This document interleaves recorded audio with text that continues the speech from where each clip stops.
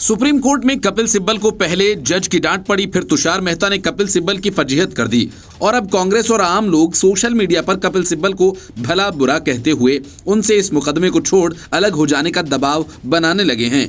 आम जनता और कांग्रेस नहीं चाहती कि रेप और मर्डर के मामले में कपिल सिब्बल ममता बनर्जी की सरकार की पैरवी करें, क्योंकि ये कोई सियासी मामला नहीं बल्कि समाज की संवेदना का मामला है। इसमें ममता बनर्जी सरकार के प्रति नरमी नहीं बरती जानी चाहिए।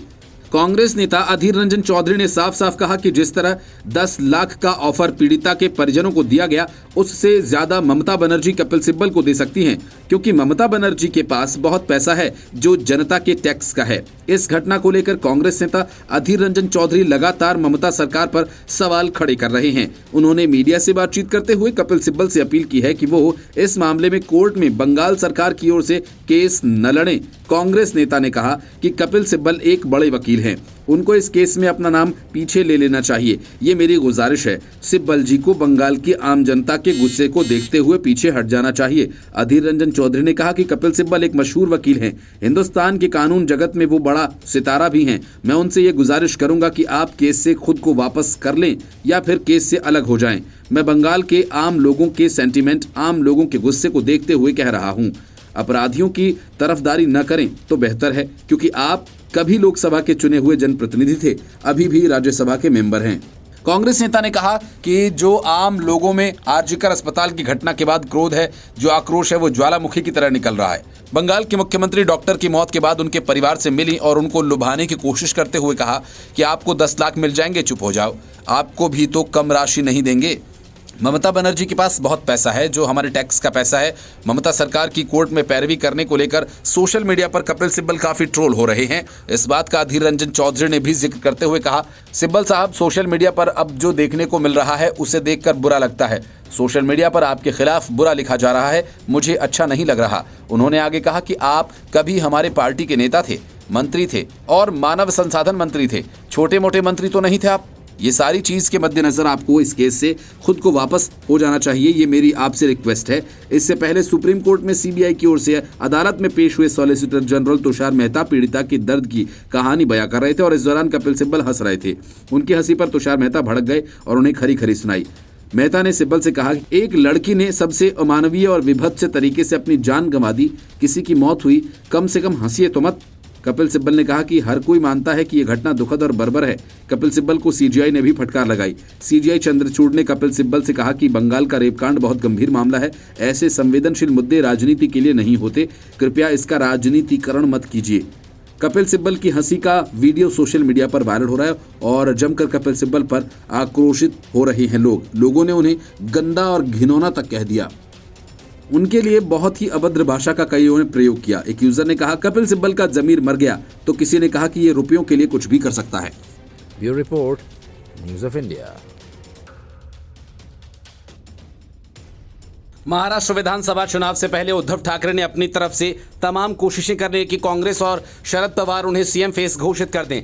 इसके लिए उद्धव ठाकरे दिल्ली से लेकर शरद पवार के घर के कई चक्कर लगा चुके, एमवीए की बैठक में भी बहस कर चुके, लेकिन न पवार तैयार हुए और न कांग्रेस राजी हुई। आखिरकार उद्धव ठाकरे ने यहां तक कह डाला कि चलो घोषणा मत करें, लेकिन मेरे कान में इतना तो बोल दो कि मैं सीएम बनूंगा। लेकिन हद तो तब हो गई कि उद्धव ठाकरे के कान में कहने को भी कोई तैयार न हुआ जो वो सुनना चाहते हैं। सवाल ये कि जिस ठाकरे परिवार ने सत्ता से खुद को लंबे अरसे तक दूर रखा, आज वही ठाकरे परिवार सीएम की कुर्सी के लिए क्यों बेचैन है? क्या उन्हें शरद पवार और कांग्रेस पर भरोसा नहीं है या फिर उन्हें अपनी पार्टी के टूटने का डर है? बड़ा सवाल ये भी कि उद्धव ठाकरे की जिद अगर कांग्रेस और शरद पवार ने नहीं मानी तो क्या वे एमवीए से अलग हो जाएंगे? इन सवालों से इतना तो तय हो गया कि एमवीए में उद्धव ठाकरे के हाथ में पावर नहीं है।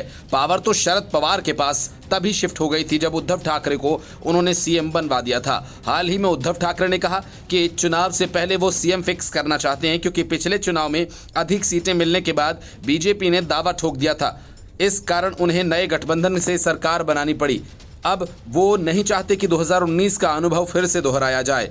इसी बीच महाराष्ट्र कांग्रेस के प्रभारी रमेश चेन्निथला ने कहा कि पार्टी सीएम पद और सीटों के बंटवारे पर खुले मन से काम करेगी। उन्होंने आश्वासन दिया कि कांग्रेस को इस गठबंधन में बड़ा भाई बनने की कोई मंशा नहीं है। हालांकि उन्होंने महाविकास अघाड़ी में कई छोटे दलों को शामिल करने के संकेत दिए। जिससे ठाकरे की टेंशन बढ़ रही है। राजनीतिक एक्सपर्ट्स मानते हैं कि सीएम पद का सारा दारोमदार चुनावी नतीजों में छिपा है। कांग्रेस में भी सीएम पद के कई दावेदार हैं और पिछले 10 साल से सत्ता के इंतजार में हैं। शरद पवार की दिलचस्पी गैर बीजेपी सरकार बनाने में है। वे ऐसे सीएम का समर्थन करेंगे जो उनके समीकरणों में फिट बैठता हो। ऐसे में उद्धव ठाकरे को दोबारा मौका मिल सकता है, मगर आदित्य ठाकरे को उत्तराधिकारी बनाने के लिए राजी करना आसान नहीं है। Bureau report, news of India. Uddhav Thackeray को लगातार कभी कांग्रेस तो कभी शरद पवार झटके पर झटका दे रहे हैं। एमवीए के इस दोनों सहयोगियों ने उद्धव ठाकरे को सीएम फेस घोषित करने से साफ इनकार कर दिया। इतना ही नहीं, बदलापुर मामले को लेकर उद्धव ठाकरे ने महाराष्ट्र बंद का ऐलान कर दिया, लेकिन बॉम्बे हाई कोर्ट ने इस बंद को असंवैधानिक बताते हुए शिंदे सरकार को बंद समर्थकों के खिलाफ कार्रवाई करने का आदेश दे दिया। हाईकोर्ट का आदेश आते ही शरद पवार ने महाराष्ट्र बंद से अपना हाथ पीछे खींच लिया और इतना ही नहीं, शरद पवार ने एक कदम आगे बढ़कर बंद वापस लेने की पहल तक कर डाली। हालांकि कांग्रेस ने अपना रुख अब तक जाहिर नहीं किया, लेकिन माना यह जा रहा है महाराष्ट्र बंद के मामले में उद्धव ठाकरे एमवीए से अलग थलग पड़ गए हैं। विधानसभा चुनाव से पहले ये उद्धव ठाकरे के लिए बड़े झटके की तरह है। बंद को लेकर बॉम्बे हाईकोर्ट के आदेश के बाद एनसीपी एसपी के प्रमुख शरद पवार महाविकास अघाड़ी द्वारा बुलाए गए बंद में शामिल नहीं होंगे।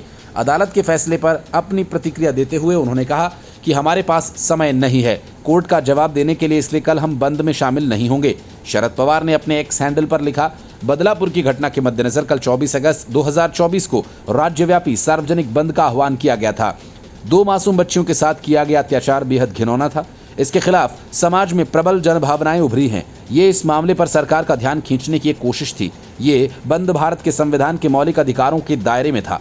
हालांकि माननीय बॉम्बे हाई कोर्ट ने फैसला सुनाया कि बंद असंवैधानिक है। उन्होंने आगे लिखा कि उक्त निर्णय के विरुद्ध समय सीमा के कारण सुप्रीम कोर्ट में तत्काल अपील संभव नहीं है।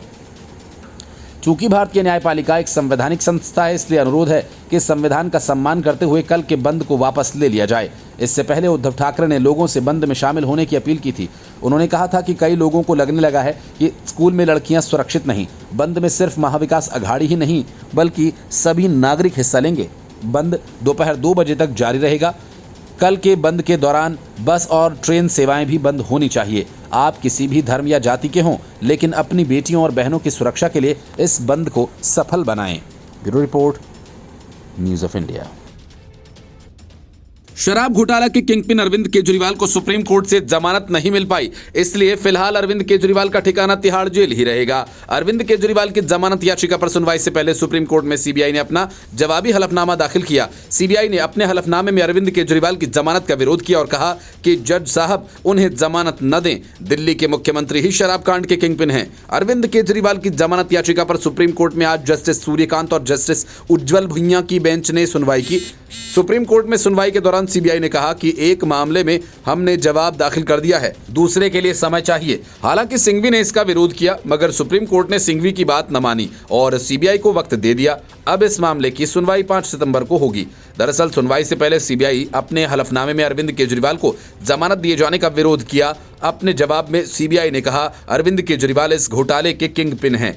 बिना आबकारी विभाग के मंत्री रहते हुए भी अरविंद केजरीवाल पूरे शराब घोटाले के वास्तुकार हैं। उनको इस घोटाले का सब कुछ पता था, क्योंकि सारे निर्णय उनकी सहमति और निर्देशन में ही हुए।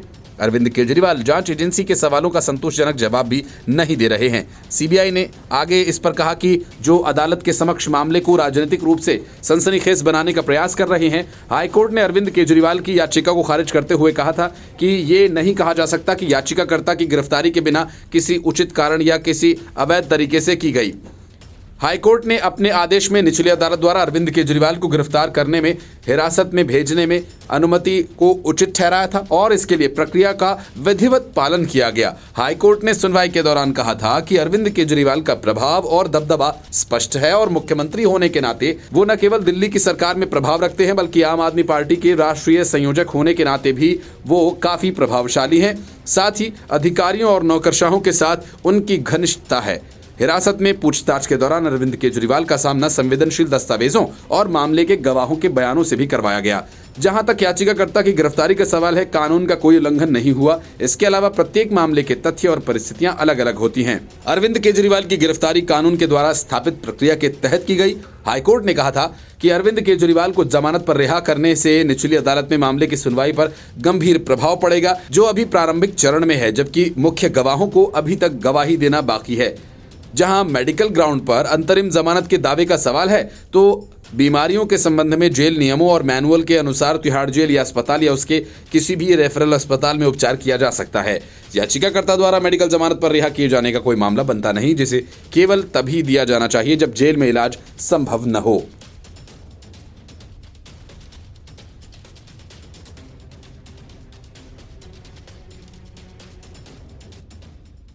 स्वतंत्रता दिवस के मौके पर आतिशी मार्लेना चाहती थीं कि दिल्ली सरकार के विज्ञापन में पहले की तरह केजरीवाल की मुस्कुराती हुई तस्वीर छपे। इसके लिए उन्होंने आदेश भी जारी कर दिया, लेकिन अधिकारियों ने सरकारी विज्ञापन पर एक विचाराधीन कैदी की तस्वीर छापने से साफ तौर पर इनकार कर दिया और विज्ञापन बिना केजरीवाल की तस्वीर के छपवा दिया गया। इस बात से आतिशी मार्लेना बेहद नाराज हो गईं और सीएम अरविंद केजरीवाल की तस्वीर के बिना अखबार में विज्ञापन जारी करने पर विभाग के सचिव और निदेशक को कारण बताओ नोटिस जारी कर दिया। मतलब एक बार फिर ये सत्तारूढ़ आम आदमी पार्टी और नौकरशाही के बीच टकराव शुरू हो गया। आतिशी मार्लेना की तरफ से जारी नोटिस में अधिकारियों से 3 दिन के भीतर ये बताने के लिए कहा गया कि विज्ञापन की लागत उसके वेतन से क्यों न वसूल ली जाए, क्योंकि ये प्रभारी मंत्री की मंजूरी के बिना प्रकाशित किया गया था।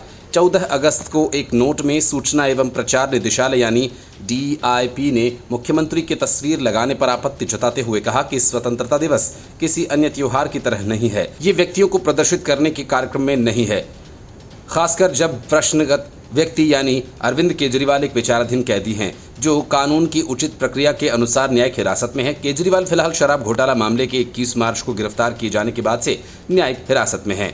दस्तावेजों के अनुसार 14 अगस्त को आतिशी ने विभाग को पिछले साल की तरह पूरे पेज का विज्ञापन देने का निर्देश दिया और केजरीवाल की तस्वीर के साथ रचनात्मक योजना को मंजूरी दी। आतिशी ने कहा था कि मुख्यमंत्री दिल्ली की लोकतांत्रिक रूप से चुनी गई सरकार के मुखिया हैं और उनकी तस्वीर लोकतंत्र और स्वतंत्रता के मूल्यों की प्रतीक है।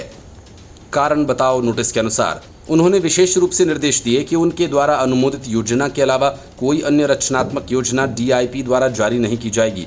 कारण बताओ नोटिस में ये कहा गया कि इस निर्देश के बावजूद DIP ने 15 अगस्त को सीएम की तस्वीर के बिना आधे पेज का विज्ञापन जारी किया, जो प्रभारी मंत्री के निर्देशों का पूर्ण उल्लंघन है, जो जानबूझकर अवज्ञा और घोर अवज्ञा के बराबर है। नोटिस में कहा गया कि पूरी प्रक्रिया समझौतापूर्ण और प्रक्रियात्मक रूप से अमान्य थी। दिल्ली सरकार अधिनियम 1991 के तहत प्रासंगिक नियमों का हवाला देते हुए नोटिस में कहा गया कि सूचना एवं प्रसारण मंत्री निर्णय लेने के लिए निर्देश पारित करने के लिए सक्षम अधिकारी हैं और DIP से संबंधित व्यवसाय से निपटान के लिए मुख्य रूप से जिम्मेदार।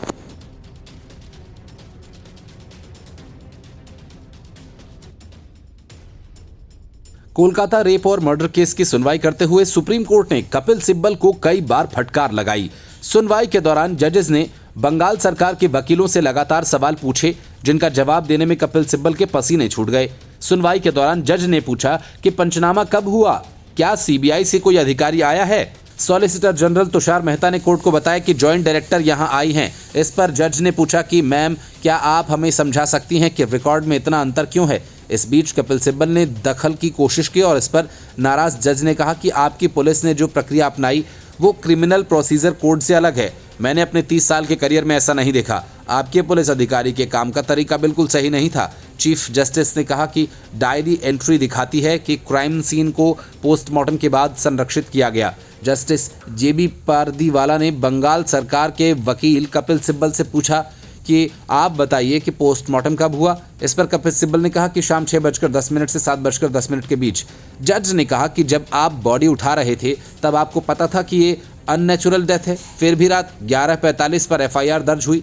ये हैरान करने वाली बात है कि FIR पोस्टमार्टम के बाद दर्ज हुई है। इस पर सिब्बल ने कहा कि मेरी जानकारी में अननेचुरल डेथ भी 1:45 पर दोपहर में दर्ज हुई। जस्टिस पारदीवाला ने सिब्बल से कहा कि कृपया जिम्मेदारी से जवाब दीजिए, आपको सिर्फ अपने कागजात देखकर जवाब देना है। इतना समय लग रहा है, अगली तारीख में किसी जिम्मेदार पुलिस अधिकारी को यहाँ मौजूद रहने को कहिए जो हमारे सवालों का जवाब दे सके। सुनवाई के दौरान सॉलिसिटर जनरल ने कहा कि यहां तक कि क्राइम सीन की भी वीडियोग्राफी तब हुई है जब डॉक्टर्स ने दबाव बनाया।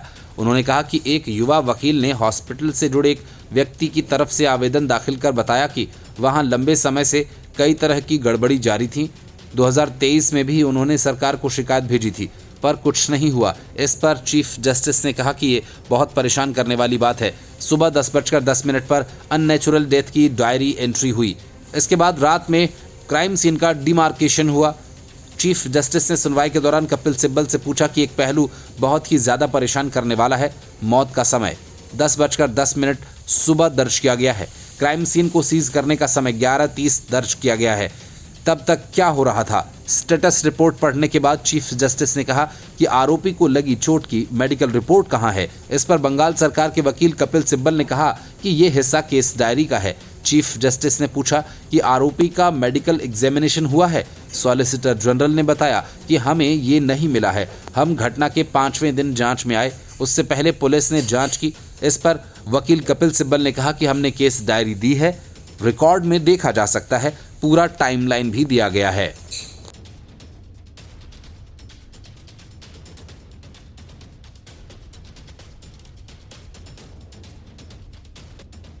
आम आदमी पार्टी के नेता और मंत्रियों सब ने अपने हिसाब से ये नियम बना लिया कि वे जेल में केजरीवाल से मिलने के बाद बाहर निकलकर राजनीतिक बयानबाजी करते हैं, जबकि नियम यह है कि जेल में किसी कैदी या विचाराधीन कैदी से मुलाकात व्यक्तिगत हो, राजनीतिक नहीं।